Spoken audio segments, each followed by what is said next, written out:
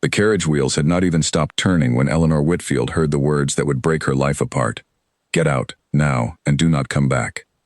Duke Alexander Ashworth stood at the top of the stone steps of his estate, his face carved from cold stone, his eyes refusing to meet hers. Behind him, framed in the doorway like a painting of false sorrow, stood Margaret Ashworth, dabbing at dry eyes with a silk handkerchief. Eleanor's hands trembled as she gripped the small case that held everything she owned. "My lord, please, if you would only let me explain." "There is nothing to explain." His voice cut through the morning air like a blade. "The necklace was found among your things. My cousin has told me everything. You have deceived this household long enough. I did not take it." Eleanor's voice cracked, but she forced herself to stand tall. 3 years she had served this house, had earned the trust of the late Duchess, had believed, foolishly, that she meant something to the man now looking through her as though she were a stranger. "Margaret placed it there. She has wanted me gone since the day I arrived." Alexander's jaw tightened. For one moment, something flickered behind his eyes, something that looked almost like doubt. Then Margaret let out a small, wounded sound, and the moment vanished. "You will leave this house before noon," he said. "If you are seen on Ashworth land again, I will have you removed by force. Is that understood?" Eleanor looked at him, really looked at him, searching for any trace of the man who had once sat beside her in the garden and spoken of dreams neither of them dared say aloud. She found nothing but a wall. "Understood, my lord," she whispered. She turned and walked down the long gravel drive, her back straight even as her heart shattered with every step. She did not look back. She could not afford to. If she looked back, she might fall to her knees and beg, and she would not give Margaret the satisfaction. As she walked, memories rose unbidden, refusing to stay buried where she needed them to remain. She remembered the day she first arrived at Ashworth Estate, a frightened 17-year-old girl sent to serve as companion to the ailing Duchess, Alexander's mother. She remembered the Duchess's kindness, the quiet lessons in etiquette and literature passed between them during long afternoons in the sunroom, and the way the old woman had once told her, with a knowing smile, that her son needed someone who would challenge him, rather than simply obey him. She remembered the years that followed the Duchess's passing, how grief had softened something in Alexander that pride usually kept hidden. He had sought Eleanor's company more and more during those difficult months, first for conversation, then for comfort, and eventually for something neither of them had dared to name aloud. She remembered evenings in the garden when he spoke of his fears about inheriting responsibilities he did not feel ready to carry, and how she had listened without judgment, offering steady reassurance no one else in his life seemed willing to give. She remembered the night in early spring, only months before her banishment, when he had taken her hand beneath a sky full of stars, and told her that whatever separated their stations in life, he intended to find a way past it. She had believed him. She had believed, foolishly perhaps, that a man who spoke with such conviction could not so easily discard her. Now, walking away from everything that conviction had promised, Eleanor understood the bitter truth. Words spoken beneath stars meant nothing when tested against the pressure of family loyalty and public reputation. Alexander had chosen the comfortable lie over the difficult truth, and no amount of remembered tenderness could undo that choice. What none of them knew, not the Duke, not Margaret, not a single servant watching from the windows, was the secret Eleanor carried inside her. A secret that had nothing to do with a stolen necklace and everything to do with a night in early spring, when the Duke had held her hand beneath the stars and whispered promises he would forget by morning. She placed a hand over her stomach as she walked, steadying herself. Whatever came next, she would face it alone. The village at the edge of the estate offered little comfort. Eleanor had no family left, no savings beyond a few coins sewn into the lining of her coat, and no reputation that would survive the accusation now spreading through the county like wildfire. Doors that had once opened to her with warm smiles, now shut before she could knock. Women who had shared tea with her in the market square crossed the street rather than acknowledge her. She tried, on the first evening, to seek shelter with a family she had once considered friends, the Prestons, a baker and his wife who had shared many kind words with her over the years at the market. Mrs. Preston opened the door only a crack, her eyes darting nervously toward the street as though afraid a neighbor might see. "I am sorry, Eleanor," the woman whispered. "My husband says we cannot be associated with you now. The Duke has spoken. You understand how it is." Eleanor understood perfectly. Reputation in a small English county spread faster than fire through dry grass, and the word of a duke carried more weight than any truth a disgraced companion might offer in her own defense. She spent that first night in a barn on the edge of a field, wrapped in her coat, listening to the wind, and trying not to think about what her life had become in the span of a single morning. By the second day, she understood there was nothing left for her here. England had turned its back, and staying meant watching her child grow up under the shadow of a lie. She sold the small gold ring her mother had left her, the only piece of jewelry she owned, and used the coins to purchase passage on a merchant ship bound across the channel. She told herself it did not matter where she went, only that it be far from Ashworth Land, far from Margaret's satisfied smile, far from the Duke who had condemned her without a single question asked in good faith. The night before she left, she stood on a hill overlooking the estate one final time. The great house glowed with lamplight in the distance, warm and untouchable, exactly as it had always been to her, close enough to see, never close enough to belong to. "You will not know him," she said quietly to the darkness, her hand resting on her stomach. "You will not know his cruelty, and he will not know your name. That is the price he has chosen for himself." She turned and walked toward the harbor, toward a future she could not yet see, carrying with her the only truth that mattered now, a truth that would remain hidden for 3 long years. The ship that carried Eleanor away from England was crowded with merchants, laborers, and families seeking new lives across the water. She kept to herself, speaking only when necessary, her mind turning over the events of the past days like stones in a riverbed, searching for some shape to hold on to. She had chosen her destination with little more than instinct, and a half-remembered story her mother once told her, of a distant cousin who had married into a small principality nestled between France and the German states, a place called Varenmont. It was not a grand kingdom, not one whose name appeared often in London newspapers, but it was far enough away that no whisper of scandal would follow her there. The crossing took 4 days. Eleanor spent them watching the gray water stretch endlessly behind the ship, each mile widening the distance between herself and the life she had known. She thought of the Duke more often than she wished to admit, not with longing, but with a hollow ache that refused to fade. She thought of Margaret's calm, satisfied face, and something in her chest hardened into resolve. An elderly woman traveling beside her, a widow returning from visiting family in London, noticed Eleanor's distant stare and offered a small kindness, sharing bread and asking no questions about why a young woman traveled alone with such sorrow etched into her face. In the quiet hours of the crossing, that small, unasked-for kindness meant more to Eleanor than the woman could have known. It reminded her that decency still existed somewhere in the world, even if it had abandoned her at Ashworth Estate. "Wherever you are going," the widow said on the final night of the voyage, "go there and become someone new. The past only holds power over us if we let it." Eleanor turned the words over in her mind long after the woman disembarked at an earlier port, holding on to them like a small flame against the darkness of uncertainty ahead. She would survive this. She would raise her child with dignity, even if the world had decided she deserved none. When the ship finally reached the small port town nearest Varenmont, Eleanor stepped onto unfamiliar soil with nothing but her case, a handful of coins, and a name written on a scrap of paper. The address of the distant cousin her mother had once mentioned. It took her 3 days of careful searching and cautious questions to find the small house on the edge of the town, only to learn from a neighbor that the cousin had passed away the previous winter, leaving behind an empty cottage and no one to claim her. Eleanor stood in the doorway of the abandoned home, exhaustion pressing down on her like a physical weight, and allowed herself, for the first time since leaving England, to cry. It was there, sitting on the cottage steps with her face in her hands, that a stranger found her. "You look like a woman who has walked a very long way," a voice said above her. Eleanor looked up to see a man perhaps 10 years her senior, broad-shouldered, weathered by sun and salt, with kind eyes that held none of the judgment she had grown used to seeing in England. He introduced himself as Captain Henry Doyle, a merchant sailor who had settled in Varenmont after years at sea, now running a small trading business from the harbor. "I did not mean to intrude," Eleanor said, quickly wiping her eyes. "I was told my cousin lived here.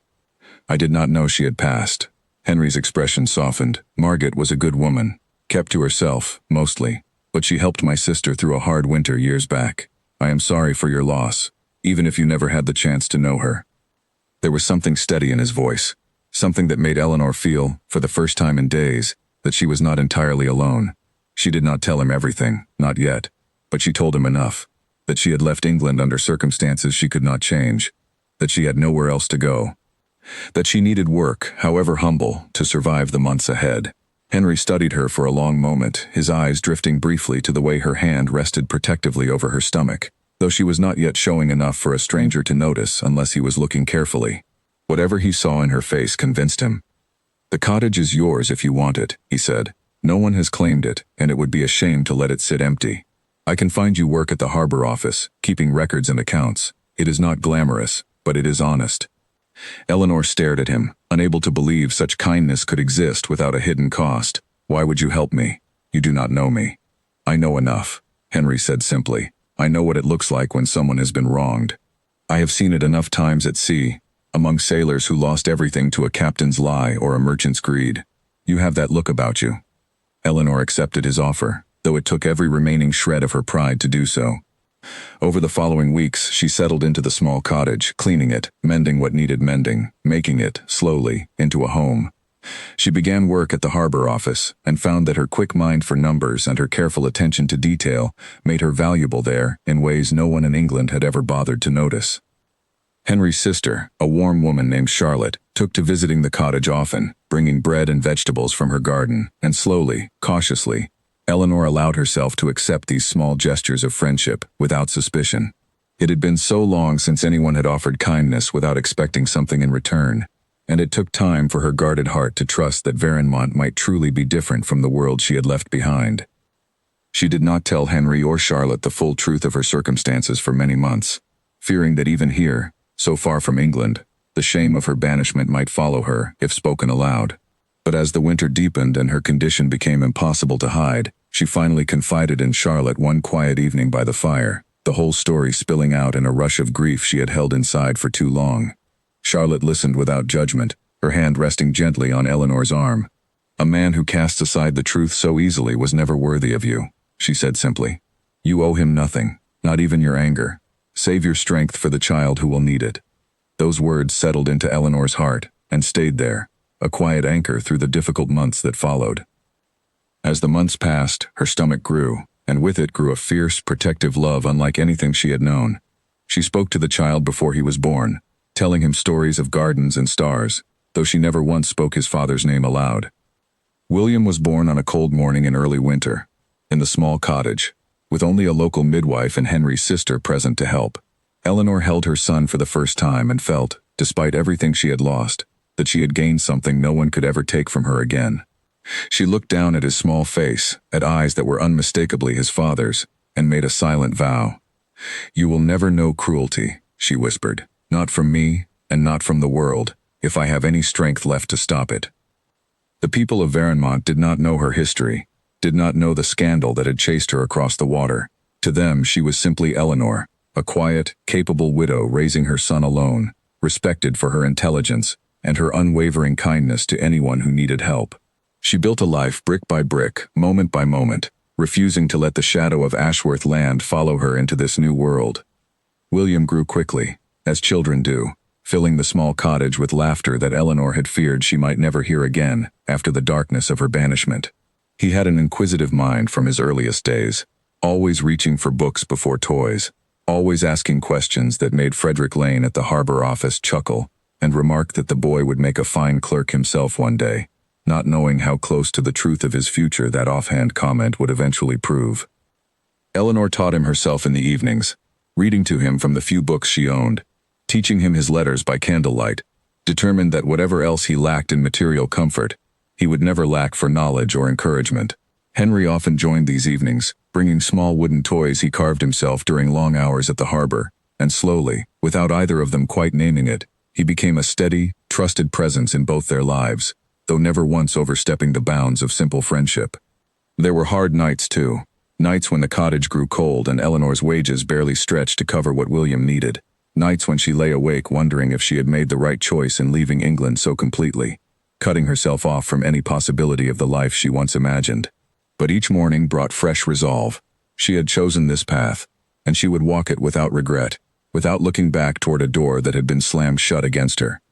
But somewhere across the channel, in a great house that had once been her whole world, the lie that drove her away was beginning, slowly, to unravel. Varenmont was a small principality, but it held more warmth in its narrow streets and honest people than Eleanor had ever found within the grand halls of Ashworth Estate. She raised William through his first years surrounded by neighbors who cared for him as their own, by Henry who visited often with small gifts and steady friendship, and by a sense of purpose she had never been allowed to claim as a companion in an English household. By the time William was 2 years old, Eleanor had earned a position of real respect at the harbor office. Her talent for organizing accounts, resolving disputes between merchants, and managing the complicated paperwork of trade agreements had not gone unnoticed. The head clerk, an aging man named Frederick Lane, began bringing her matters that stretched far beyond her original duties, trusting her judgment more than he trusted his own. It was through this work that Eleanor first crossed paths with members of the Royal Court of Varenmont. A dispute had arisen between two trading families over a shipment of goods claimed by both parties, and the matter had grown serious enough to require the attention of the reigning sovereign, an aging prince named Frederick Aldrich, who ruled without an heir and had grown weary of the endless quarrels among his nobles. Eleanor was asked to prepare the documentation for the dispute, organizing years of shipping records into a clear and honest account of what had actually occurred. Her report was so thorough, so free of bias despite her own low position, that it settled the matter within a single afternoon, something the court had failed to accomplish in weeks of arguing. Prince Aldrich, intrigued by the clarity of the report, requested to meet the woman who had written it. Frederick Lane delivered the summons himself, his hands slightly unsteady with the significance of it. "The prince does not often ask to meet clerks," he told her, half warning and half wonder in his voice. "Mind your manners, and do not be surprised if he asks questions that seem to wander far from the matter at hand. He has a habit of testing people in unexpected ways." Eleanor spent the evening before the audience rehearsing what little she knew of court etiquette, borrowed from fragments of her old life at Ashworth Estate, though she reminded herself firmly that she came to this meeting not as a companion seeking approval, but as a woman whose work had earned its own merit.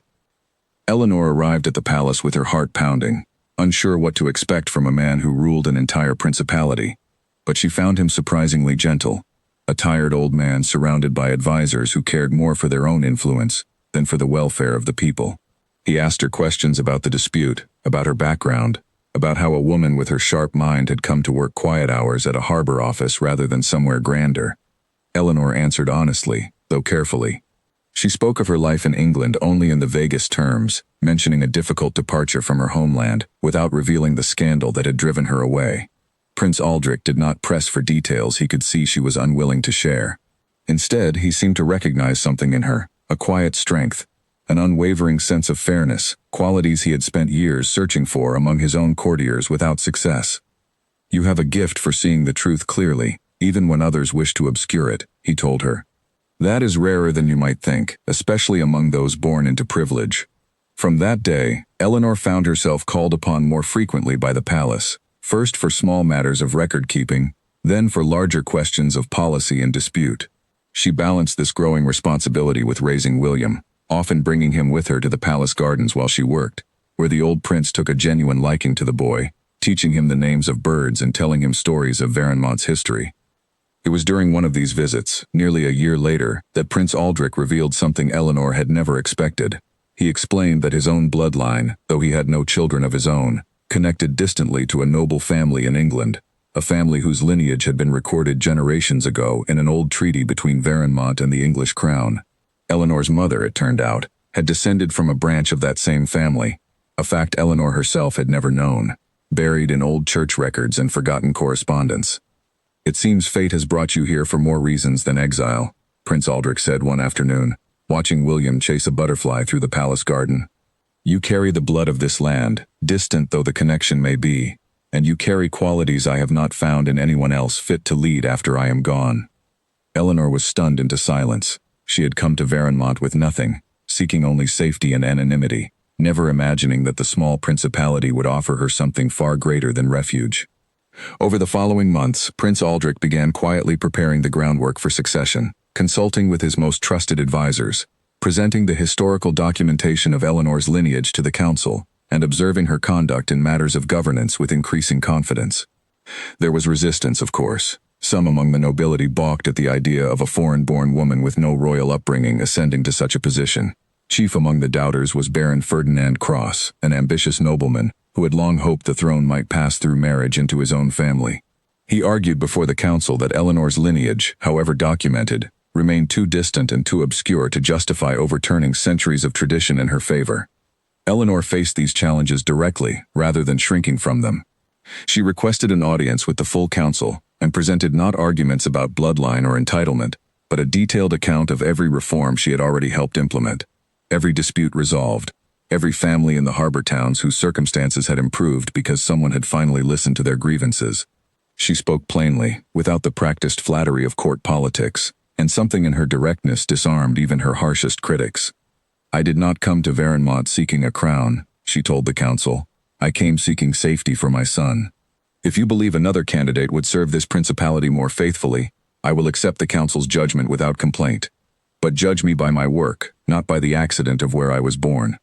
Baron Cross remained skeptical, but even he could not deny the results laid plainly before the council's eyes. Trade disputes she settled brought new prosperity to the harbor towns. Her fair judgment in matters brought before the court earned trust among common people who had long felt ignored by the aristocracy. Eleanor herself struggled with the weight of what was being offered to her. She had not sought power, had not dreamed of crowns or thrones. She had wanted only safety for her son, only a quiet place to rebuild her shattered life. But as she watched William grow, as she watched the people of Varenmont welcome her with a warmth she had never known in England, she began to understand that this path, however unexpected, was one she could walk with purpose. "I did not come here for this," she told Henry one evening, sitting on the porch of the cottage that had become her home. "I came here with nothing, running from a lie." "Sometimes the truth finds you anyway," Henry replied. "You have earned every bit of this, Eleanor. No one gave it to you. You built it, piece by piece, with your own hands." Eleanor thought of Alexander then, as she often still did in quiet moments, though the ache had dulled into something more distant, more resigned. She wondered if he ever thought of her, if guilt had found him in the years since her banishment, or if he had simply moved forward, untouched by what he had done. She told herself it did not matter. She had built a life without him, a life that no longer depended on his approval or his affection. But fate, as Prince Aldrich had said, rarely finished its work quietly. Prince Aldrich passed away peacefully in his sleep during the second winter after he first spoke of succession to Eleanor. His death sent a wave of mourning through Varenmont, but it also set in motion the plans he had carefully laid. The council, now fully persuaded by years of Eleanor's steady service and the documented proof of her lineage, confirmed her ascension without significant challenge. Those who once doubted her had watched her prove herself too many times to argue further. Eleanor stood before the people of Varenmont on the day of her coronation, dressed in deep blue and silver, the colors of the principality, with William standing beside her, now a bright and curious boy of 4 years old, who understood little of what was happening, except that his mother was being celebrated by everyone around them. As the crown was placed upon her head, Eleanor thought of the gravel drive she had walked 3 years earlier, humiliated and broken, believing her life had ended before it truly began. She thought of Margaret's satisfied smile and Alexander's cold refusal to hear her defense. She felt no bitterness in that moment, only a quiet, powerful resolve. She had not needed his belief in her to become who she was meant to be. Henry stood near the front of the gathered crowd, his weathered face beaming with a pride he made no effort to hide. Charlotte stood beside him, dabbing at her eyes with a handkerchief, having become as attached to Eleanor and William over the years as if they were truly her own family. Frederick Lane, now advanced in years but still sharp as ever, watched from a place of honor near the council, having advocated fiercely for Eleanor's cause when doubt threatened to derail her ascension. The crowd that had gathered to witness the coronation stretched far beyond the palace gates, farmers and fishermen and merchants who had traveled from every corner of the principality to see the woman who had transformed their lives with her fair governance. Their cheers, genuine and unrehearsed, filled Eleanor with an emotion far deeper than the ceremony's formal grandeur could have provided on its own. She did not feel, in that moment, like a woman who had once been discarded and left with nothing. She felt, for the first time since walking away from Ashworth Estate, entirely whole.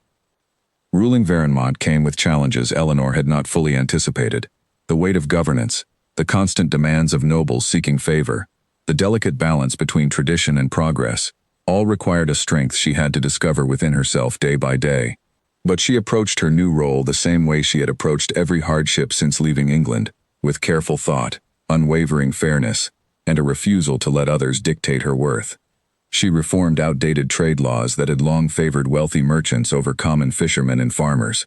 She established schools in the harbor towns where children of laborers could receive an education previously reserved only for nobility. She listened, truly listened, to grievances brought before her court, remembering all too well what it felt like to be dismissed without a fair hearing. The people of Varenmont came to love their young queen, not for the crown she wore, but for the justice she brought to a land that had grown weary of being ruled by those who cared little for their struggles. Meanwhile, across the channel, the Ashworth estate had begun to crumble under the weight of secrets it could no longer contain. It began with a letter, delivered to Alexander nearly 2 years after Eleanor's banishment, from a jeweler in London who had grown troubled by his conscience. The letter explained, in careful and apologetic language, that the necklace supposedly stolen by Eleanor Whitfield had never actually gone missing at all. It had been sold, quietly, by Margaret Ashworth herself, several months before the accusation was made, to settle a private debt she wished to keep hidden from her cousin. Alexander read the letter 3 times before the meaning fully settled into his understanding. He confronted Margaret immediately, and though she tried at first to deny it, the weight of evidence, receipts, witnesses, the jeweler's sworn account, left her no room to hide. "Why?" Alexander demanded, his voice raw with a fury he had rarely allowed himself to feel. "Why would you destroy her life over a debt you could have simply told me about?" Margaret's composure finally cracked. "Because she was going to take everything from me," she said, tears spilling freely now. Though whether from guilt or self-pity, Alexander could not tell. "I saw the way you looked at her, Alexander. I saw what she was becoming to you, to this family. I could not let a companion, a nobody, rise above her station and claim a place that should have been mine." Alexander stared at his cousin, as though seeing her for the first time, understanding fully the depth of jealousy and cruelty that had driven her to destroy an innocent woman's life. Margaret fell to her knees, grasping at his sleeve, her earlier composure completely gone. "Alexander, please, think of what this scandal will do to the family name if it becomes known that I sold a piece of jewelry to cover a private debt, and then let a companion take the blame. I did what I thought was necessary." "Necessary," Alexander repeated, pulling his arm free of her grasp, his voice cold with a fury that frightened even the servants who had gathered nearby, drawn by the raised voices. "You call the destruction of an innocent woman's life necessary. You watched me send her away with nothing, watched her walk down that drive alone, and said nothing, even as I searched for months afterward, tormented by what I had done. How many dinners did you sit across from me, knowing the truth, and said nothing at all?" Margaret had no answer that could withstand the weight of his anger.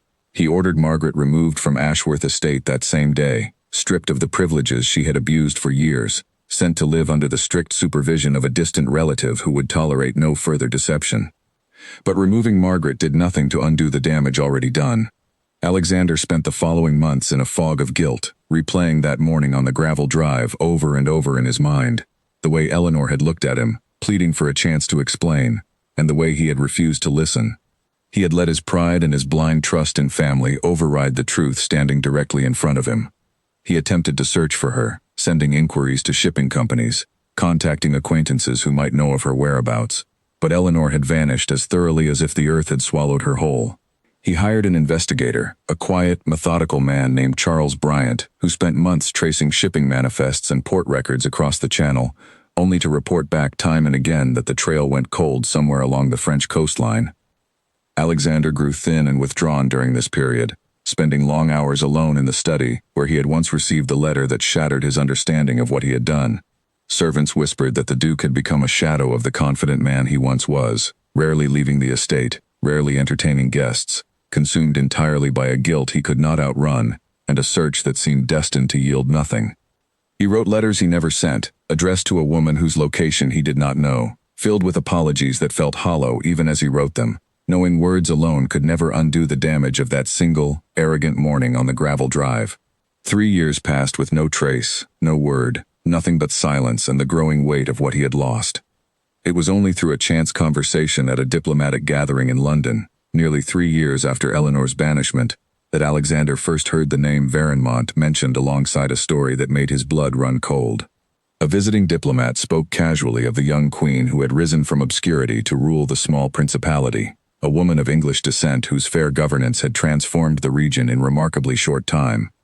"They say she arrived with nothing," the diplomat mentioned over dinner, unaware of the effect his words were having on Alexander across the table. "Some scandal drove her from her homeland, though no one quite knows the details. Remarkable woman, from what I hear. Runs the principality better than most men born to the throne." Alexander's hand tightened around his glass. He told himself it could not be her, that England was full of women with difficult pasts, that the odds of Eleanor Whitfield becoming a reigning queen were impossibly small. But something in his chest, some instinct he could not silence, told him otherwise. The official announcement arrived at Ashworth Estate on a grey morning in early autumn, carried by a royal courier bearing the seal of Varenmont. Alexander broke the wax with unsteady hands and read the formal letter twice before its meaning fully settled into his understanding. Queen Eleanor of Varenmont would be arriving in England within the month, on a diplomatic mission to discuss trade agreements between the Principality and the English Crown, and among the estates she intended to visit was Ashworth land itself, given its historical significance to the treaty records now under review. Alexander stood in his study long after reading the letter, staring out at the same gravel drive where he had once ordered a heartbroken young woman to leave and never return. He thought of the diplomat's words from months earlier, the whispered story of a queen who had arrived in Varenmont with nothing. He had spent weeks convincing himself the connection was impossible, a coincidence born of his own guilt-ridden imagination. Now he would know the truth.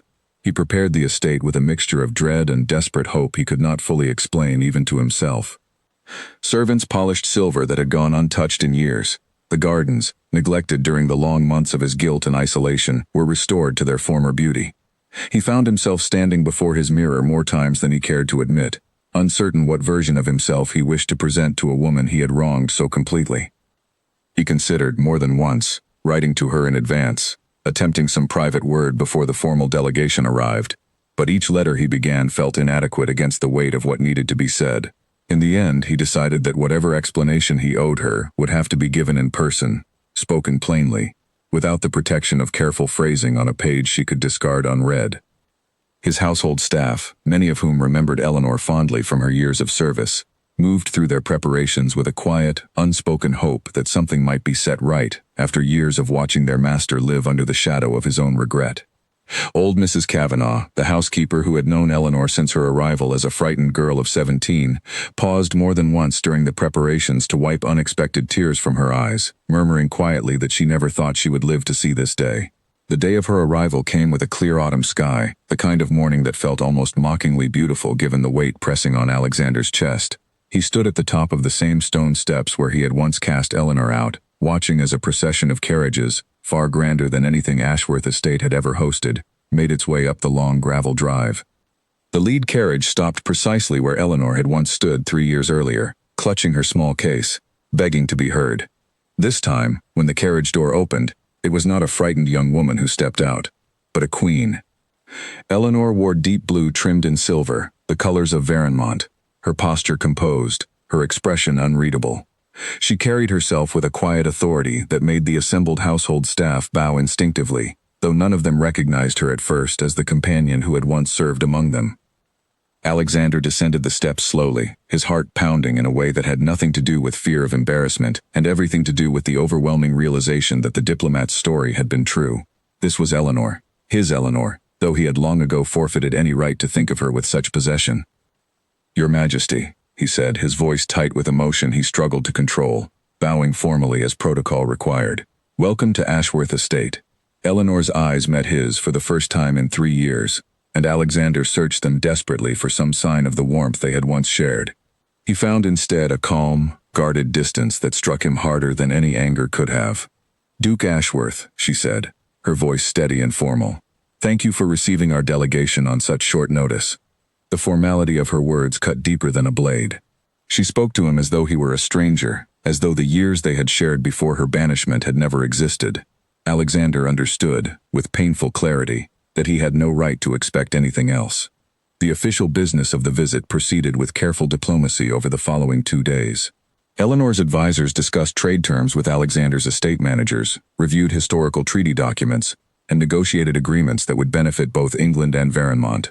Throughout it all, Eleanor maintained a composed, professional distance from Alexander, speaking to him only when necessary, never allowing the conversation to stray into anything personal.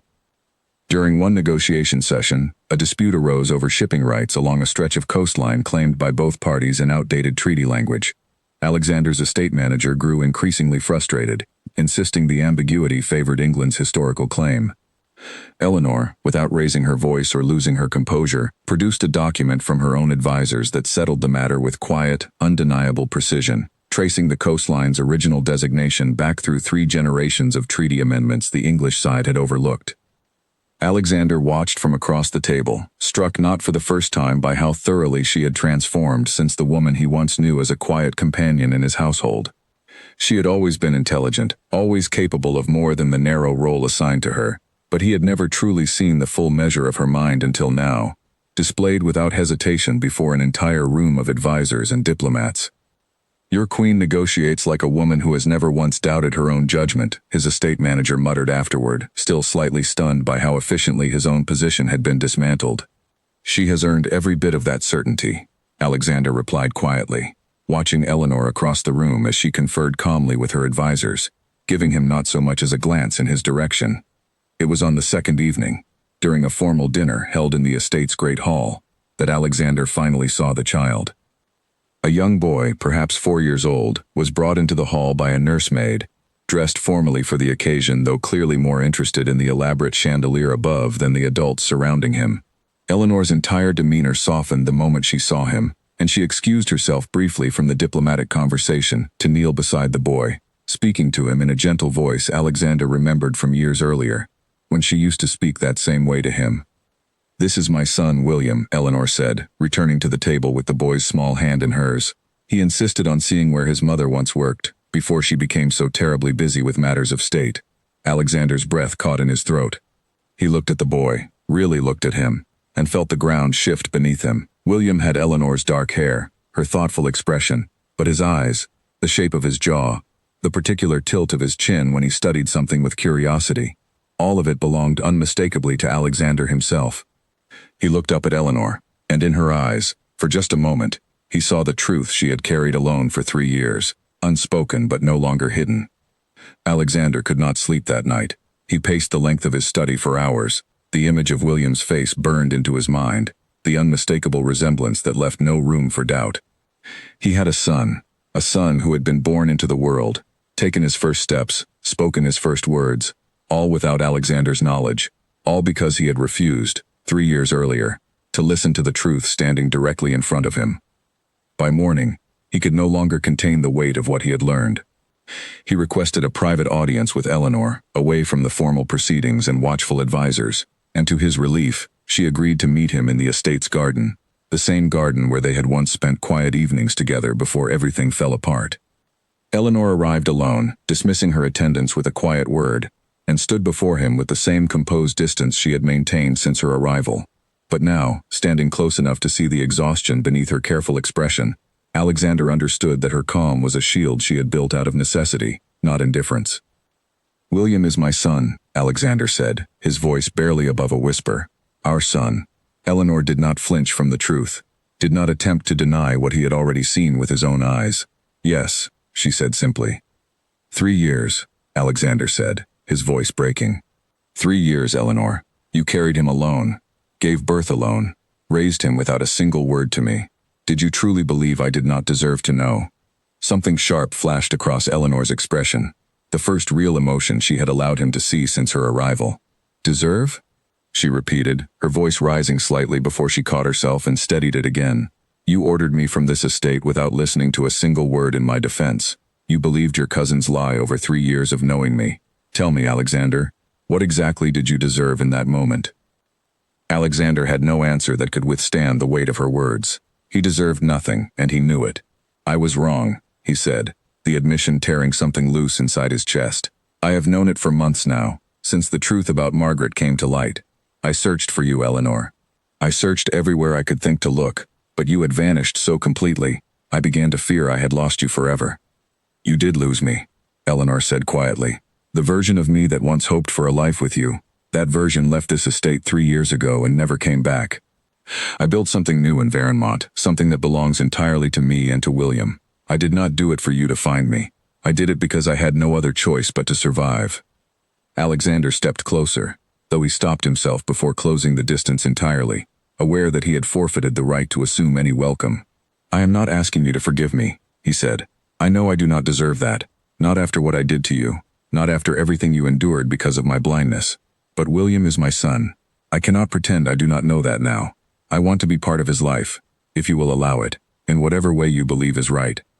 Eleanor studied him for a long moment, her expression unreadable, though Alexander could see the careful calculation happening behind her eyes, weighing years of pain against the reality of what her son deserved from the world. "He is a prince of Varenmont," she said finally. "Whatever role you play in his life, it will be on my terms, not yours. You will not command him, and you will not command me. If you wish to know your son, you will earn that privilege slowly, through patience and honesty, not through the authority you once believed gave you the right to discard people who displeased you."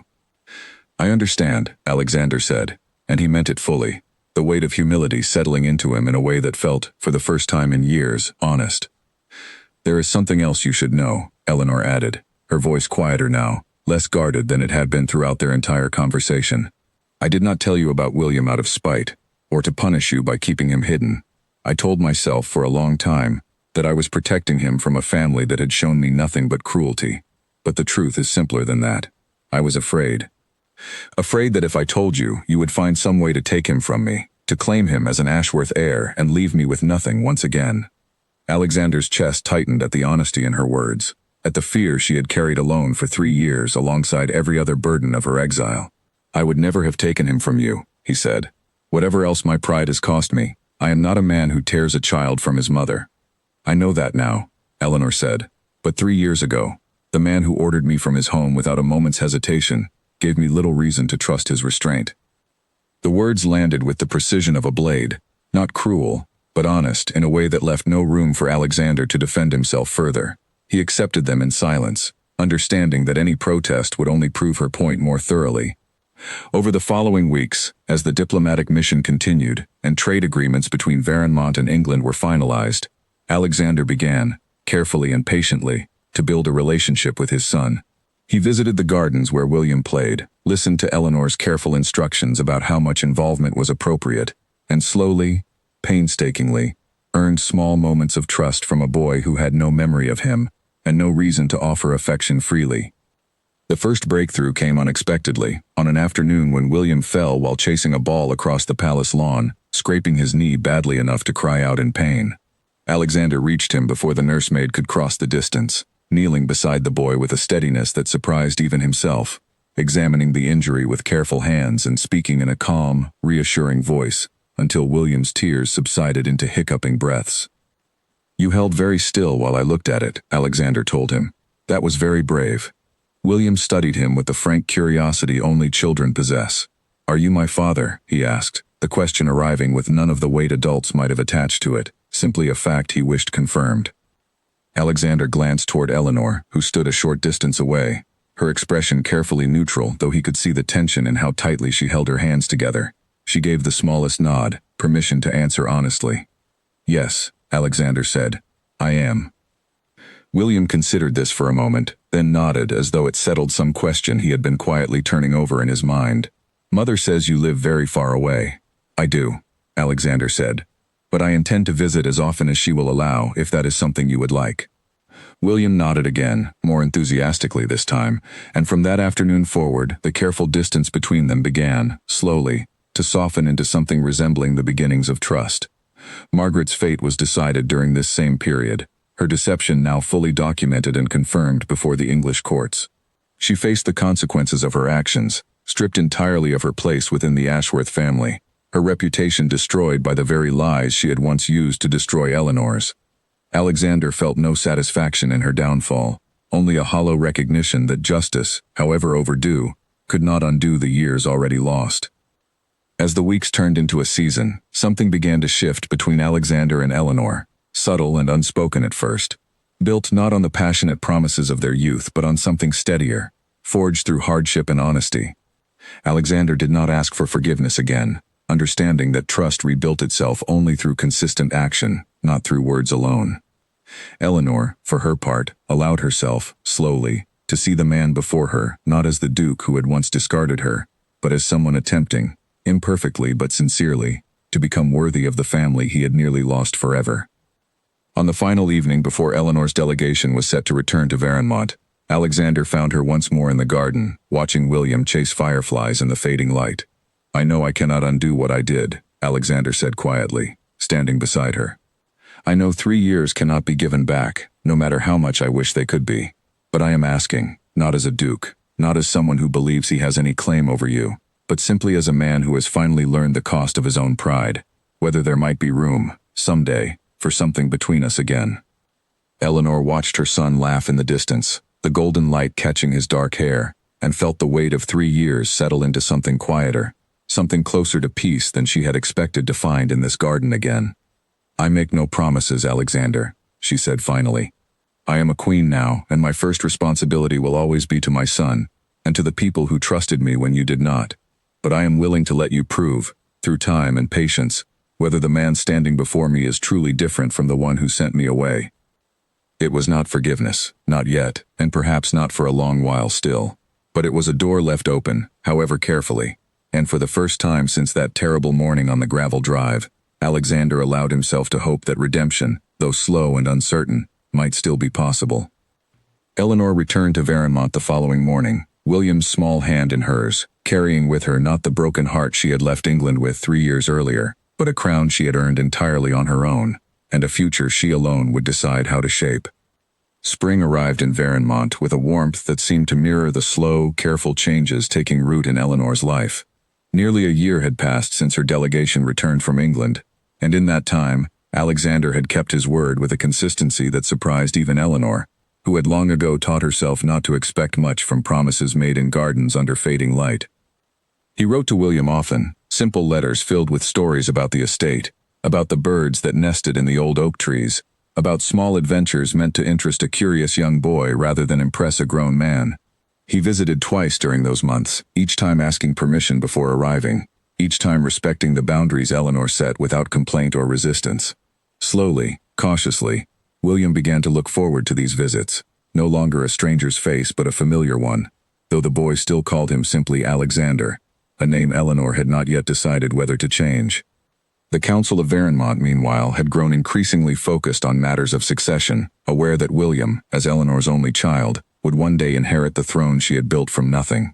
There were questions, delicate and political, about his standing, about the formal recognition of his lineage on both sides, questions that could no longer be avoided now that his connection to the Ashworth family had become known among diplomatic circles. Eleanor called Alexander to Varenmont that spring, not as a personal request, but as a matter of state. The council required clarity, and William deserved a future built on honesty rather than quiet arrangements kept behind closed doors. Alexander arrived at the palace with none of the pride that had once defined him. He had spent the past year learning humility in slow, difficult lessons, watching from a careful distance as Eleanor built a kingdom stronger and fairer than anything he had known in England. He no longer saw her as the companion he had once dismissed without a second thought. He saw a woman who had transformed her own suffering into something extraordinary, entirely through her own strength. The ceremony held in the palace hall was formal but quiet, attended only by the council, a handful of trusted advisors, and Henry Doyle, who had become as close to family as Eleanor had in Varenmont. Alexander formally acknowledged William as his son before the council, a declaration that secured the boy's legitimacy across both England and Varenmont, ensuring that no future doubt could ever threaten his place as heir to the throne his mother had built. William, now 5 years old, stood between his parents during the ceremony, understanding little of the political weight behind the moment, but sensing, in the way children often do, that something important was happening, something that made his mother's eyes soften and his father's hands tremble slightly, as he knelt before the council to make his declaration official. "I failed this family once, through pride and blindness," Alexander said before the assembled council, his voice steady despite the weight of the admission. "I will not fail him again. Whatever role I am given in his life, I will honor it, with the humility I should have shown from the beginning." The council accepted the declaration, and with it, William's place as future ruler of Varenmont was secured beyond question, a legacy built not on inherited privilege alone, but on the resilience of a mother who had refused to let injustice define her. That evening, after the formal proceedings ended and the palace quieted, Eleanor found herself once again in a garden with Alexander, though this one belonged to her now, filled with flowers she had chosen herself, a landscape entirely of her own making, rather than one she had merely tended for someone else. "You have built something remarkable here," Alexander said, watching the last light of evening settle over the palace grounds. "I do not think I fully understood, until I stood in that hall today, just how far you have come from the woman I sent away." "I did not become this person for you to admire," Eleanor said, though there was no sharpness in her voice, only quiet honesty. I became her because I had no other choice. Every difficult decision, every sleepless night, every moment of doubt, I faced them alone, because that was the only option left to me. I know, Alexander said, and I will spend as long as it takes proving that I understand the weight of what I cost you, without ever asking you to forget it. Eleanor turned to study him carefully, searching his face for the pride that had once defined him, the arrogance that had refused to hear her truth on that terrible morning 3 years ago. She found instead something quieter, more humble, a man who had genuinely reckoned with the cost of his own failures, rather than simply wishing them away. Patience is not something you have been known for, Alexander, she said, the faintest trace of warmth entering her voice for the first time in the conversation. No, he admitted, a small, rueful smile crossing his face. But I have learned, this past year, that some things are worth learning patience for. They stood together in comfortable silence as the stars began to appear over Varenmont, neither rushing toward promises, neither was ready to make, nor retreating from the fragile trust slowly rebuilding between them. Eleanor did not know what the future held, whether the wounds of the past could ever fully heal, whether love, once broken so completely, could be trusted to grow again. But she knew, standing in the garden she had built with her own hands, surrounded by a kingdom that had chosen her not for her birth but for her character, that she was no longer the frightened young woman who had once walked down a gravel drive with nothing but a small case and a secret. She was a queen, a mother, and for the first time in 3 years, she allowed herself to believe that whatever came next, she would face it not from a place of loss, but from a place of strength entirely her own. In the months that followed, Alexander divided his time between his responsibilities in England and his growing presence in William's life, never overstepping the boundaries Eleanor had set, never assuming a place he had not yet earned. The people of Varenmont watched their queen with quiet respect, admiring the strength she had shown not only in building her kingdom, but in navigating the delicate reconciliation with the man who had once wronged her so deeply. Margaret's name faded slowly from conversation in both England and Varenmont, her downfall a distant cautionary tale rather than an ongoing scandal, and Eleanor found she no longer thought of her with anger, only a quiet acknowledgement that jealousy and cruelty had cost Margaret far more than they had ever cost Eleanor in the end. William grew into his role gradually, learning the history of Varenmont from tutors his mother trusted, learning patience and fairness from watching her govern, and learning, slowly, what it meant to have a father who showed up not out of obligation, but out of genuine, hard-won devotion. Eleanor never forgot the morning she was cast out, never forgot the humiliation of walking away from everything she had known, with nothing but a small case and an unspoken secret. But she came to understand, in the years that followed, that the banishment which once felt like the end of her life had instead become the beginning of something far greater than anything she could have built within the confines of Ashworth Estate. She had lost a home, but she had gained a kingdom. She had lost a version of love built on inequality, but she had found, slowly and carefully, the possibility of something steadier, something built on respect rather than power. And most importantly, she had raised a son who would inherit not the pride and blindness that once defined his father, but the strength, fairness, and resilience that had defined his mother through every difficult mile of her journey. On quiet evenings, long after the palace had settled into stillness, Eleanor sometimes walked through the gardens alone, remembering the frightened young woman who had once believed a single cruel morning meant the end of everything worth living for. She thought of Henry, whose steady friendship had given her the first foundation to rebuild upon. She thought of Prince Aldrich, whose faith in her had opened a door she never imagined existed. She thought of Charlotte, of Frederick Lane, of every person in Varenmont who had judged her not by the scandal that chased her across the water, but by the character she showed them day after day. And she thought, sometimes, of Alexander, not with the bitterness that once defined her memory of him, but with a cautious, evolving understanding that people, given enough humility and enough time, could become better than the worst mistake they had ever made. She did not know what the coming years would bring between them, whether the fragile trust rebuilding in careful, patient steps would grow into something lasting, or remain simply a peaceful coexistence for the sake of their son. She had stopped needing to know the answer in advance. She had learned, through every hardship since that terrible morning on the gravel drive, that she no longer needed certainty to move forward with courage.